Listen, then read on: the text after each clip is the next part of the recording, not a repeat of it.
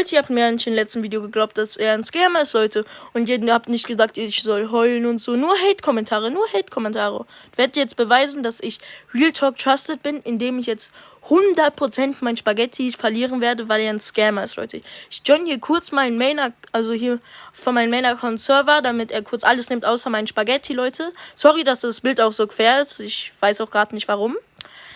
Leute, also das finde ich auch... Boah, das ist so krass, ne, Leute? Also wenn ihr mich scammt, das wäre so kacke. Ihr könnt den Teil kurz überspringen. Ich warte auch so lange hier. Ich sag jetzt auch nichts mehr kurz.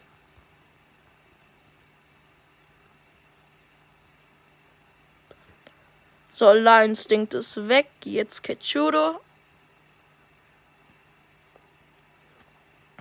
Guck mal, er schreibt schon, kommst du. Guck mal, wie sass er ist, Leute. Also komm, ich lief. Ganz schnell hier lieben, oder? Nee, ich brauche nicht ein Table. Okay, lieben. So.